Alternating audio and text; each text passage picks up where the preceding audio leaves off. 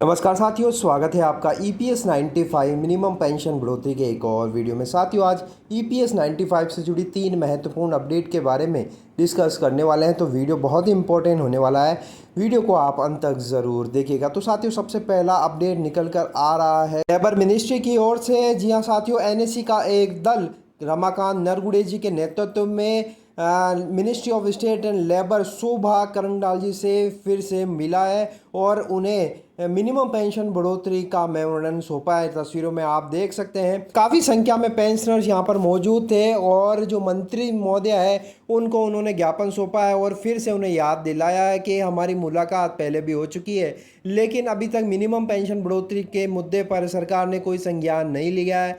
हालांकि कई बार श्रम मंत्री मनसुख मांडविया जी ने आगे होकर पेंशनरों को बुलाया और पेंशन बढ़ोतरी का आश्वासन दिया है, लेकिन पेंशनर अब गुस्से में और तत्काल रियायत चाहते हैं। तो आप कृपया करके जल्द से जल्द पेंशनरों का मुद्दा सुलझाए। तो तस्वीरों में आप देख सकें काफ़ी संख्या में पेंशनर्स यहाँ पर पहुँचे थे और labour ministry state and employment Shobha Karandlaje ji को इन्होंने ये ज्ञापन सौंपा है। तो दूसरी बड़ी अपडेट निकल कर आ रही है एक पेंशनर से। कमांडर अशोक रावत जी से विशेष आग्रह किया है। यहाँ पर आप देख सकते हैं उन्होंने इंग्लिश में कमांडर अशोक रावत जी को ये संदेश पहुंचाया है और वो कह रहे हैं कि कमांडर साहब, kindly address the international labour organisation Geneva for minimum pension of ₹7,500 plus DA and a copy marked to New Delhi branch of ILO highlighting all the detail of how the Government of India propagated through advertisement in newspaper that under the EPS 95 pension scheme, the retirees would get more pension than the government employees. Also inform the pension benefit of MLAs and MPs of India, which is increased by simple voice vote. तो यहाँ पर ये commander Ashok Rawat ji से आग्रह कर रहे हैं, विशेष अनुरोध कर रहे हैं कि वे इंटरनेशनल लेबर ऑर्गेनाइजेशन आईएलओ में जाए जो जिनेवा में स्थित है और वहाँ पर मिनिमम पेंशन का जो मुद्दा है 7,500 प्लस डीए उसकी डिमांड रखे और एक कॉपी नई दिल्ली की जो ब्रांच है आईएलओ की वहाँ पर भी सौंपे और बताया कि किस तरह से गवर्नमेंट ऑफ इंडिया लगातार प्रोपेगेंडा करती जा रही है।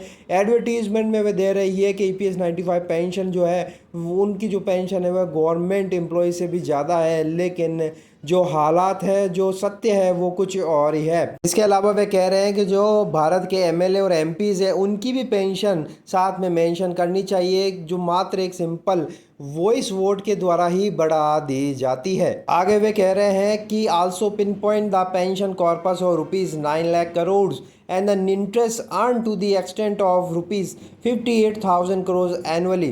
Also highlight the violation of fundamental rules of constitution by paying pension ₹1,000 to laborers and ₹30,000 to 1.5 lakhs to government employees. Please pinpoint the sufferings of the working class after retirement. Please consult a senior advocate on this subject. तो वह कह रहे हैं कि इसके अलावा आप जो पेंशन का कॉर्पस 9 लाख करोड़ है उसे भी दर्शाइए और जिससे जो इंटरेस्ट प्राप्त होता है 58,000 सालाना उसको भी आप हाईलाइट करिए। इसके अलावा आप हाईलाइट करिए किस तरह से जो भारतीय संविधान है उसके फंडामेंटल जो रूल है उसका वायलेशन हो रहा है और मात्र 1,000 रुपये ईपीएस 95 पेंशन मिल रही है, जबकि गवर्नमेंट एम्प्लॉयज़ को 30,000 से 1.5 लाख रुपए तक की पेंशन मिल रही है। इन सारे पॉइंट्स को आप मद्देनज़र तो ये भी पिन पॉइंट करिए कि किस तरह से वर्किंग क्लास भारत में दुर्दशा देख रहा है और इसके लिए आपको अगर कोई सीनियर एडवोकेट का भी कंसल्टेशन लेना पड़े तो आप ज़रूर लीजिए। तो आप देख सकते हैं चौं ओर से पेंशनर्स कोशिश कर रहे हैं, जहां से भी उन्हें लगता है कि न्याय मिल सकता है वही गुहार कमांडर अशोक रावत जी के थ्रू वे करवाना चाहते हैं। तो आप ये देख सकते हैं इंटरनेशनल लेबर लॉज में भी अपील करने का एक सुझाव कमांडर अशोक रावत जी को यहाँ पर भेजा गया। अब ये देखना होगा क्या कमांडर साहब इसको लेकर कुछ करते हैं या फिर भारत के जो लेबर मिनिस्ट्री है वहीं तक अप्रोच रहती है। तो साथियों, जो भी होगा अपडेट आप तक पहुंचा दिया जाएगा। इसके अलावा साथियों, तीसरा और बड़ा अपडेट निकल कर आ रहा है एनएसए के मुख्यालय बुल्डाना से, जहां पर कर्मी अनशन जारी है। कल 30 अगस्त को एनएससी के मुख्यालय में माननीय जिला अधिकारी कार्यालय के सामने ईपीएस 95 पेंशन धारकों के श्रृंखला अनशन के 6 वर्ष पूरे हो गए, यानी कि आज तक 2441 दिन पूरे हो चुके हैं। राष्ट्रीय संघर्ष समिति के नेता श्री M.K. वासनकर जी व श्री J.S.G. सावेदकर जी ने कल अनशन में भाग लिया और अनशन के कार्यक्रम को आगे बढ़ाया। माननीय जिला अधिकारी महोदय के माध्यम से प्रधानमंत्री मोदी जी को ज्ञापन सौंपा गया। तस्वीर में आप देख सकते हैं काफ़ी संख्या में यहाँ पर जो है पेंशनर्स उपस्थित थे।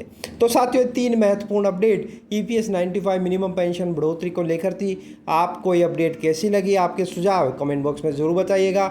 वीडियो अगर आपको अच्छा लगा तो लाइक शेयर जरूर कर दिए। इसी तरह की इन्फॉर्मेशन प्राप्त करने के लिए आप चैनल को सब्सक्राइब जरूर कर लीजिए। तो फिर मिलते हैं, तब तक के लिए अपना ख्याल रखिए। जय हिंद, जय भारत।